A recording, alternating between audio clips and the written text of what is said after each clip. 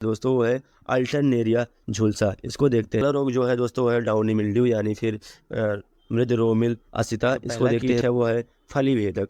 इस कीट की उपज सरसों व राई में 15 से 20 क्विंटल प्रति हेक्टेयर की दर से उपज होती है तथा तोरिया में 12 से 15 क्विंटल प्रति हेक्टेयर की दर। हेलो नमस्कार दोस्तों, एक बार फिर से आपका स्वागत है आपके अपने यूट्यूब चैनल कृषि पॉइंट पर। दोस्तों आज हम देखेंगे जो सरसों का बचा हुआ पार्ट था जिसमें हम आपको बोले थे रोग और कीट और उपज के बारे में बात करेंगे, तो इस वाले वीडियो में उसी की बात करेंगे।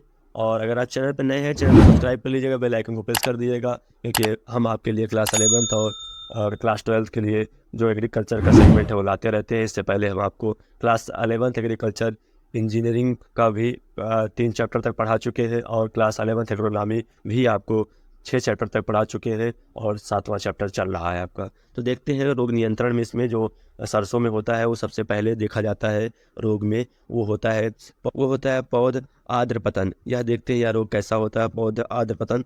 तो आप देख पाएंगे दोस्तों जो होता है पौध आर्द्र पतन, इसको देखेंगे। यह रोग जो होता है फफूंद के कारण लगता है। इसको ध्यान से देखिएगा कि जो ये रोग लगता है ये फफूंद के कारण लगता है, क्योंकि कई बार एग्जामों में पूछा जाता है कि ये रोग किसके कारण लगता है। इस रोग के कारण बीज भ्रूण भूमि से बाहर अंकुरित होने से पहले ही मर जाता है। कुछ पौधों में उग आने के बाद यह रोग लगता है। इसमें प्रांकुर तो बीज से बाहर निकल आता है, लेकिन बाद में रोग के कारण सड़ जाता है। आगे देखते हैं दोस्तों।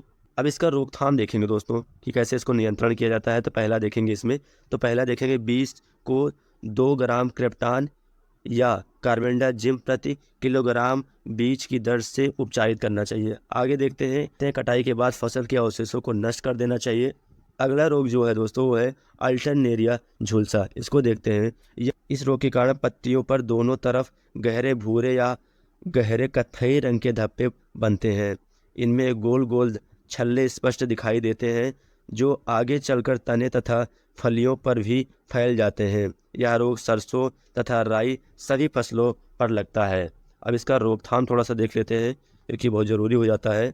तो रोकथाम में देखते हैं दोस्तों, पहला जो है वो है फसल को समय पर बोने पर यह रोग कम लगता है। आगे देखते हैं स्वस्थ तथा प्रमाणित बीज ही बोएं।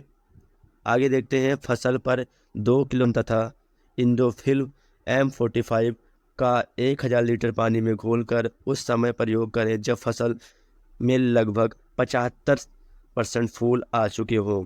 इसके बाद 10 से 12 दिन के अंतर पर 2 से 3 छिड़काव करें। आगे देखते हैं। अगला रोग जो है दोस्तों है डाउनी मिल्ड्यू यानी फिर मृद रोमिल असिता। इसको देखते हैं दोस्तों। यह रोग भी फफूंद के कारण ही लगता है। इस रोग के फलस्वरूप पौधे काफ़ी कमज़ोर हो जाते हैं और उपज घट जाती है। रोग की प्रारंभिक अवस्था में पत्तियों की निचली सतह पर बैंगनी भूरे रंग के छोटे छोटे गोल धब्बे बनते हैं जो बाद में आकार में बढ़ जाते हैं। पत्तियों की निचली सतह पर बैंगनी रंग की मृद रोमिल वृद्धि दिखाई देती है और ऊपरी सतह पर पीले धब्बे पड़ जाते हैं। आगे देखते हैं। आगे इसके रोकथाम की बात कही गई है जिसमें देखते हैं नंबर 1 स्वस्थ तथा प्रमाणित बीज बोना चाहिए। आगे देखते हैं पौधों के अवशेष को जलाकर नष्ट कर देना चाहिए। आगे देखते हैं तो फसल पर 0.2% इंडोफिल M45 अथवा कैराथीन का रोग के लक्षण दिखाई देते ही छिड़काव करें। पहले छिड़काव के 10 दिन बाद दूसरा छिड़काव करें। आगे देखते हैं दोस्तों। अगला जो रोग है वह सफ़ेद गिरुई। इसको देखते हैं। यह रोग भी फफूंद के कारण होता है। इस रोग के कारण पत्तियों की निचली सतह पर सफ़ेद फफोले जैसे पड़ जाते हैं। इसके फलस्वरूप पुष्प विन्यास विकृत हो जाता है। इसका रोकथाम देखते हैं। रोकथाम में देखते हैं स्वस्थ बीज का प्रयोग करें। खेत में खरपतवार आदि निकाल कर साफ रखें क्योंकि शुरू में यह रोग खरपतवार पर आता है। आगे देखते हैं फसल पर 0.2% डाइफोलिटान या फिर इंडोफिल M45 का छिड़काव करें। आगे देखते हैं दोस्तों कीट। तो कीट देख लेते हैं इसमें। तो जो पहला कीट है वो है फली भेदक। इस कीट की सूढ़ियाँ फलियों के अंदर घुसकर दानों को खा जाती हैं। इसके रोकथाम देखते हैं। तो इसके रोकथाम के लिए डाईमिथोएट 30% दवा की 1 लीटर या 1.5 लीटर इंडोसल्फान 35 EC को 1000 लीटर पानी में घोलकर प्रति हेक्टेयर की दर से 2 बार छिड़काव करना चाहिए।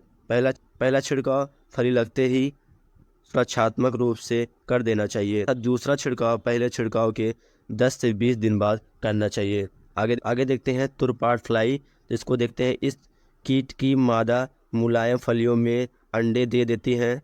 इन अंडों में लार्वा निकलकर दाने को खाते हैं। आगे देखते हैं खाए हुए दानों की सतह पर धारियाँ हो जाती हैं।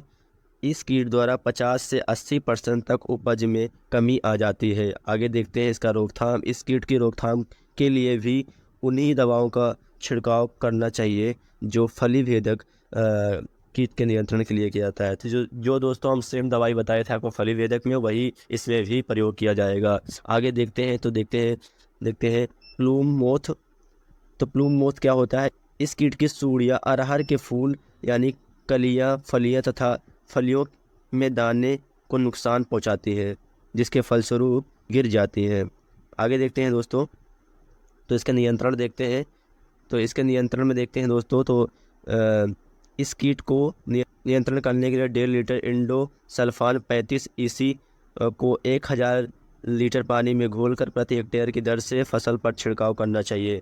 आगे देखते हैं दोस्तों। तो देखते हैं सरसों की आरा मक्खी। सरसों की आरा मक्खी जो कि बहुत फेमस है, इसको देखते हैं।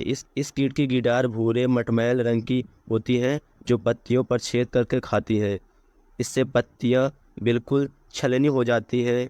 इसकी गिडारें सरसों की कुल की सभी फसलों को हानि पहुंचाती है। इनका प्रकोप अक्टूबर-नवंबर में अधिक होता है। सर्दी बढ़ने पर यह कीट मर जाते हैं। आगे देखते हैं इसका रोकथाम देखते हैं। इनकी रोकथाम के लिए 1.3% लिंडेन धूल का 20 से 25 किलोग्राम प्रति हेक्टेयर की दर से छिड़काव करना चाहिए। आगे देखते हैं। अगला जो सबसे इम्पॉर्टेंट कीट है पूरे सरसों में, वो है माहू या फिर चेफा, जिसको एफिड बोला जाता है। यह कीट सरसों या राई की फसल में बहुत अधिक हानि पहुंचाता है। यह हरे रंग के छोटे छोटे यानी 2 mm लंबा छोटे कीट होते हैं। इस कीट का प्रकोप लगभग दिसंबर के समय में शुरू होता है। घिरे रहने पर इसका प्रकोप बड़ी तीव्रता से बढ़ता है। प्रायः इसका आक्रमण फूलों से शुरू होता है। ये कीट फलों तथा फलियों का रस चूसते हैं। इसके फलस्वरूप फलियों में दाना नहीं बन पाता है। आगे देखते हैं इसका रोकथाम।